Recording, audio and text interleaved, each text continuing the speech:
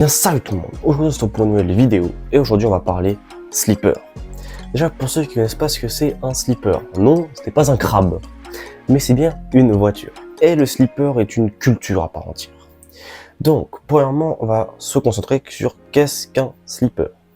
Un slipper par définition c'est une voiture qui n'a une gueule de voiture de tous les jours, comme une Citroën C3, une Peugeot 206, et qui cache sous son capot un petit moteur pas mal. Un petit gros moteur, voire.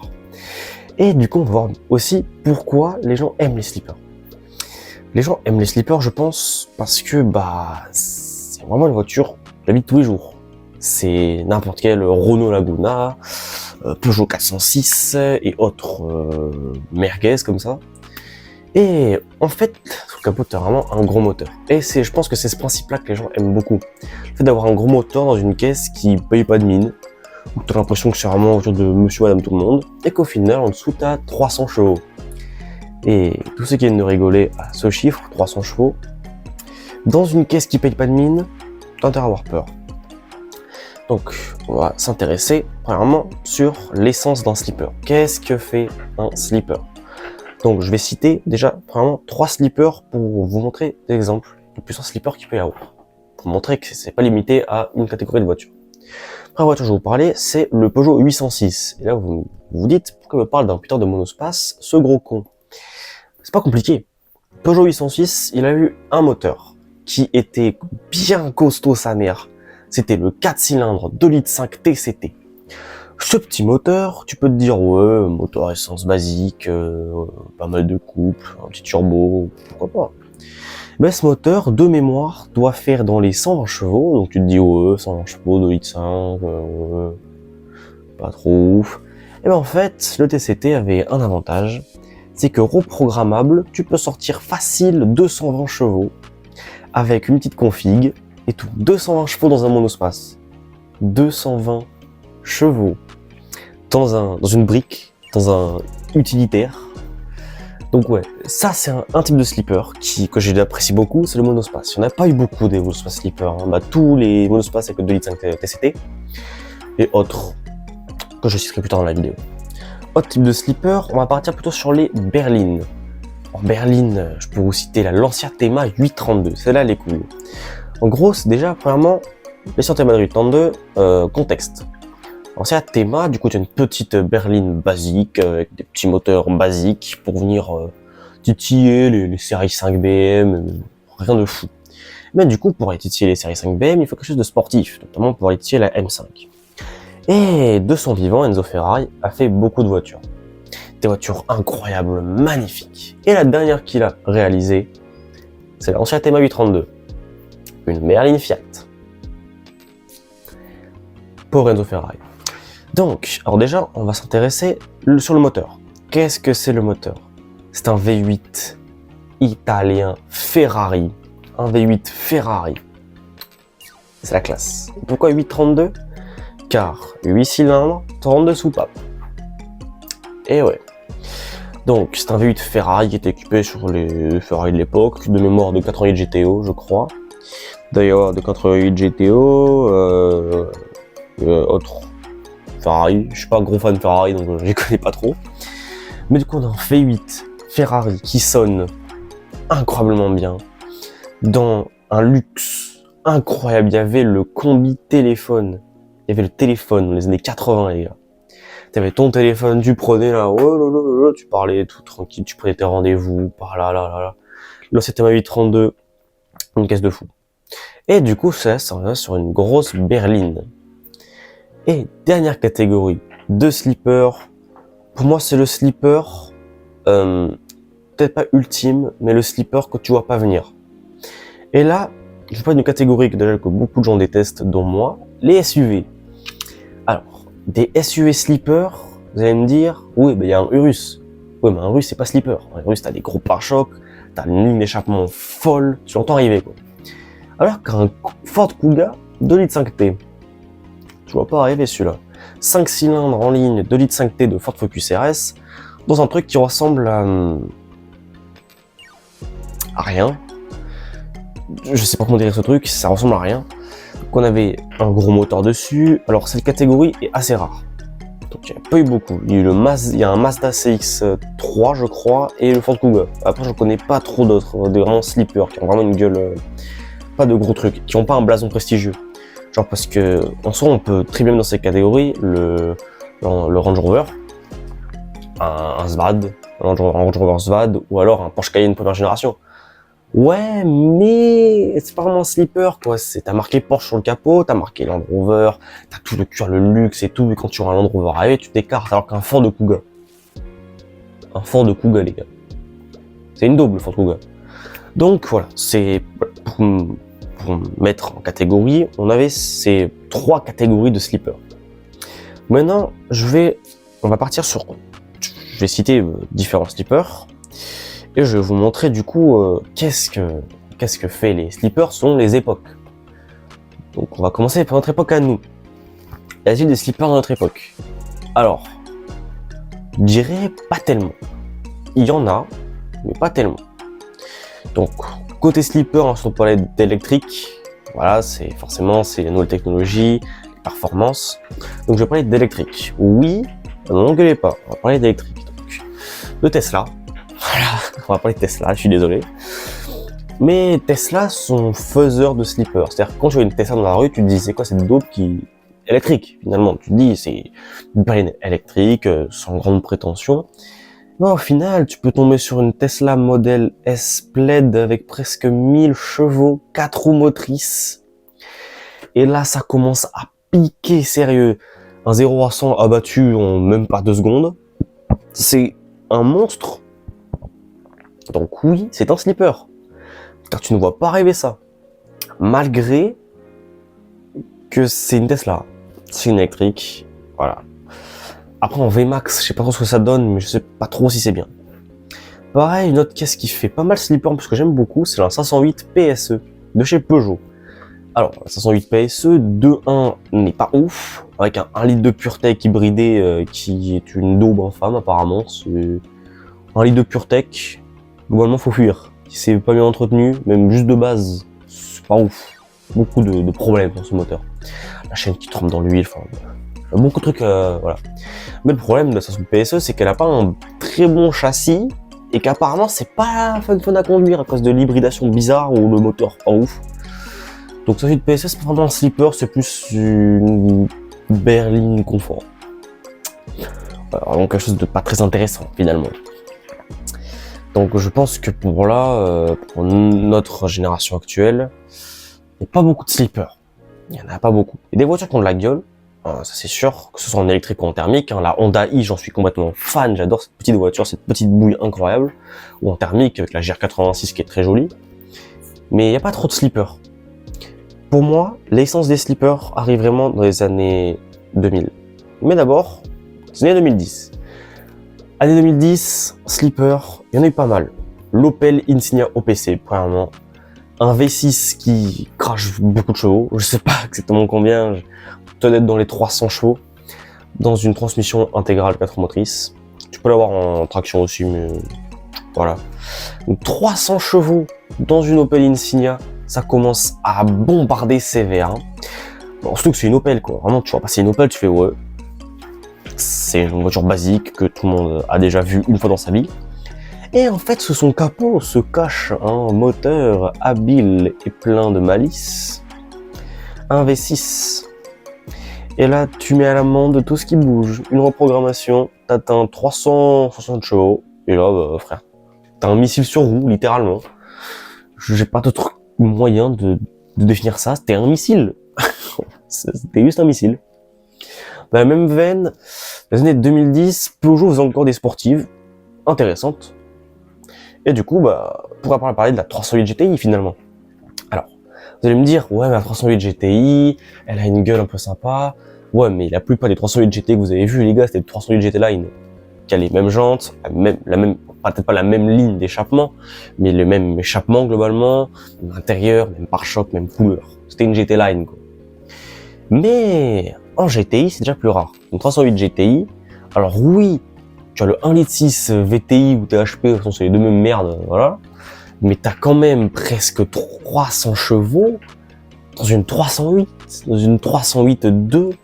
qui est certes une excellente voiture remplie de qualité, mais qui est pas connue pour avoir les moteurs ouf, hein, entre le 1 litre HP, le VTI, le PureTech, voilà, une belle fiole de merde, hein, finalement. Mais franchement, ça marche, mais de l'enfer. En traction, ça marche quand même pas mal. Je sais pas si des versions 4 motrices de mémoire, non. De 1, c'est le même châssis que le Peugeot RC-ZR, donc ça bombarde sa mère en virage. T'as un moteur qui certes n'est pas reconnu pour sa fiabilité, mais par contre côté performance et au bruit est franchement pas mal. Donc une 308 GTI en sleeper, c'est incroyable, hein. Vraiment c'est incroyable. Bien sûr, on va parler de sleeper, ça me fait un peu chier de parler de cette caisse. Voilà, parce que je suis pas fan du tout, mais vraiment pas du tout de ces caisses-là. On va parler de Volkswagen. Et là, tout le monde est là, oh putain, il va parler de quoi? Il va parler de la Golf R, il va parler... Non. Moi, je vais parler du Touareg. En Volkswagen Touareg. Eh ouais, Volkswagen Touareg R50, V10, 5 litres, TDI, V10 diesel. Ça fait un bruit nul.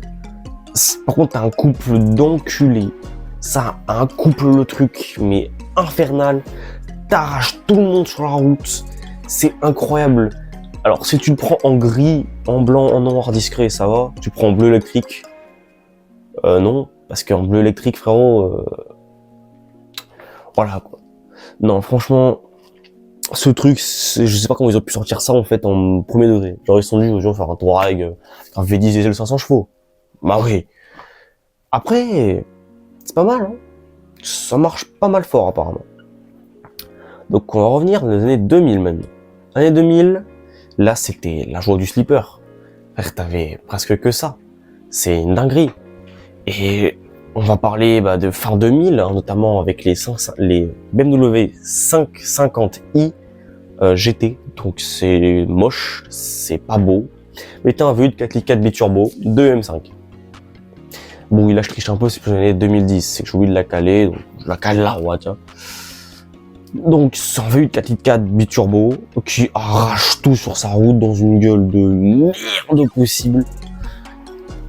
Que de mieux, finalement, que de mieux que ça, frère. C'est incroyable. Du coup, on rentre vraiment dans les années 2000 avec, je vais pas reparler du Touareg, ni du Kuga, mais du Mazda CX-3. Qu'est-ce qu'on avait dessus? Le V6 de la Mazda 6 MPS, très bon sleeper, et de la 3 MPS aussi, encore une fois, très bon sleeper. Transmission, traction, mais quand ça patine trop, 4 motrices, ça c'est classe. T'as un V6 qui arrache sa mère.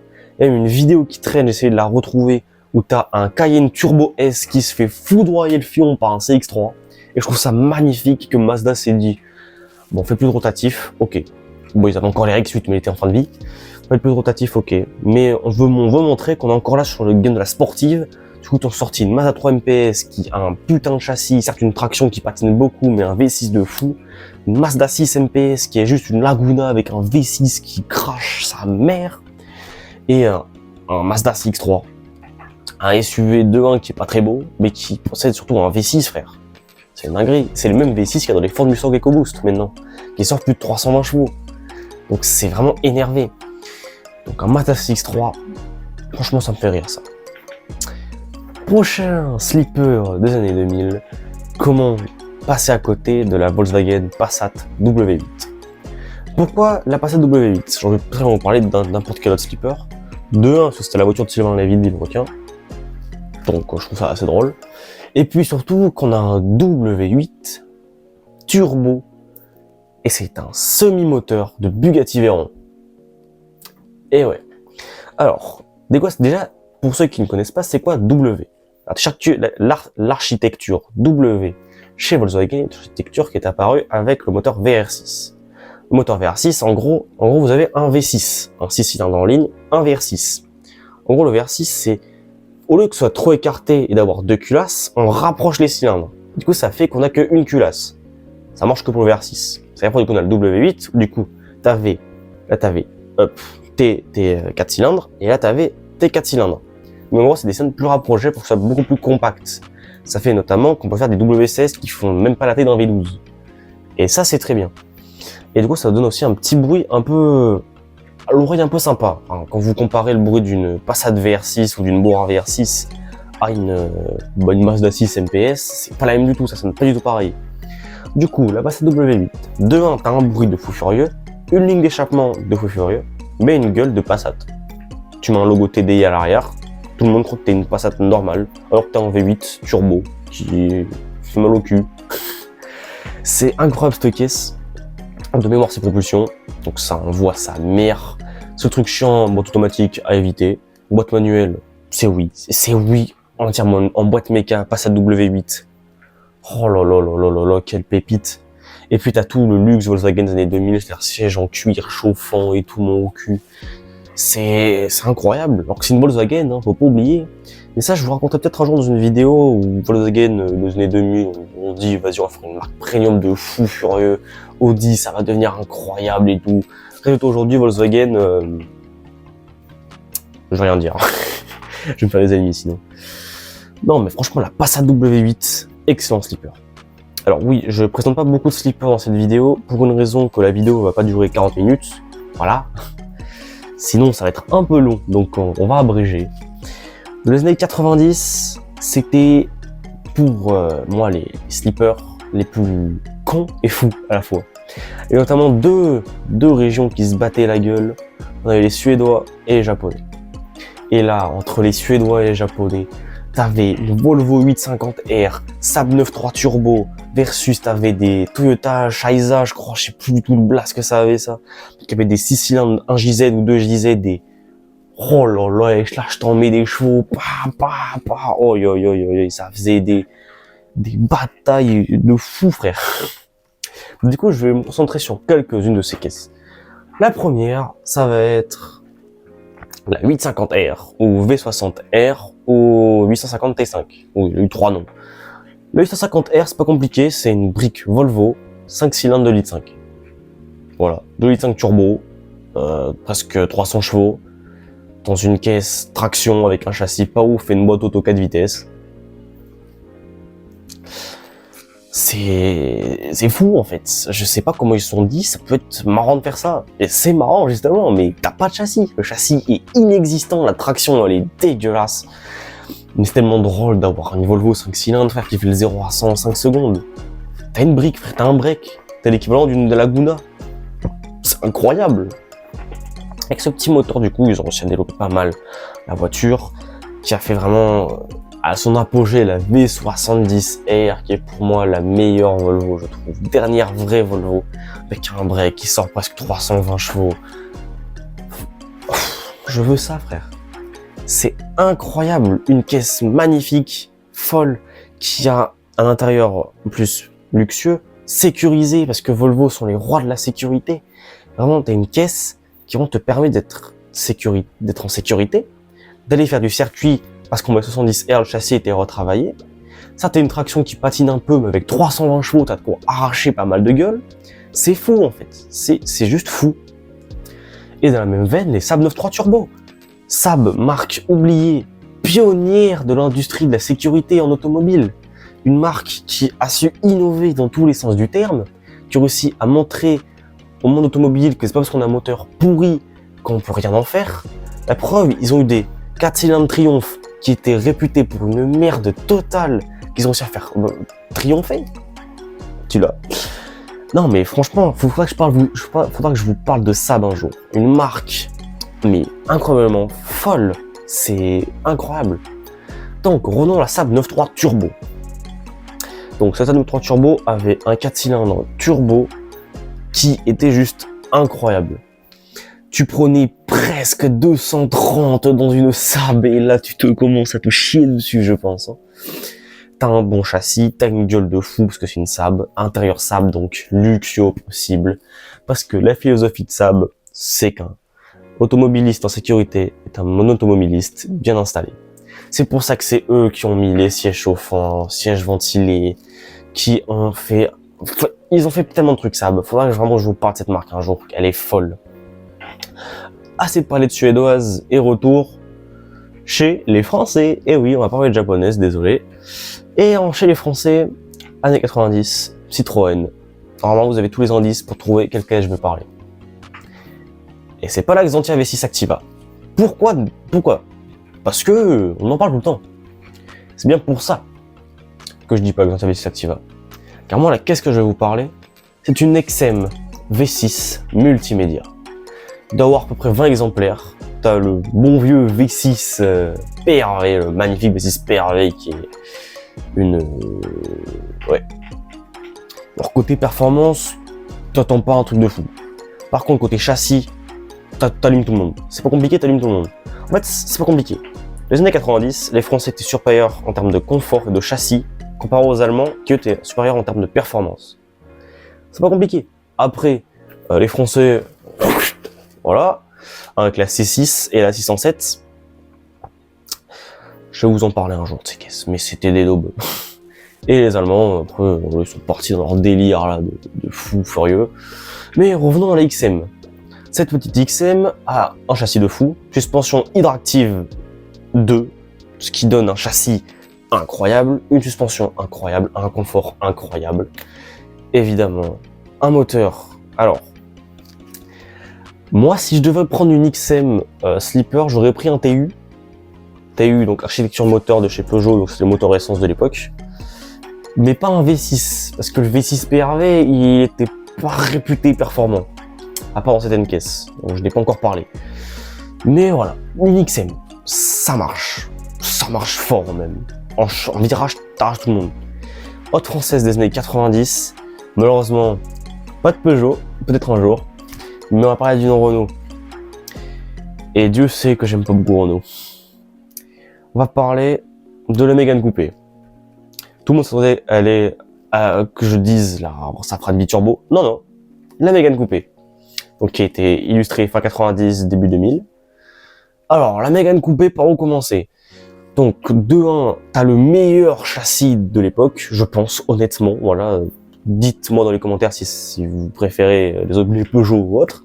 Mais la Mégane coupée, un châssis de fou furieux, a des moteurs qui vont jusqu'aux 2 litres, qui bombardent sa mère, mais déjà un petit 1 litre 6 SV ou 1 litre 8, ça marche assez fort comme ça.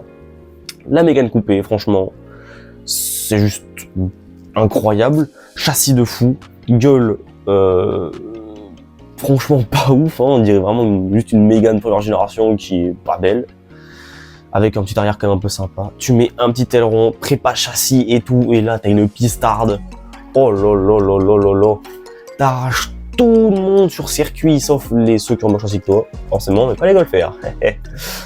Non, franchement, ça arrache tout sur son passage. C'est incroyable, et c'est une caisse vachement oubliée en plus. Parce que tout le monde est là par les 406 coupés, Golf 3 VR6, etc. Et on oublie souvent la Mégane coupée, qui est pourtant une excellente caisse avec un châssis très bon et des très bons moteurs. Pourquoi l'avoir oublié? C'est ça que je me demande.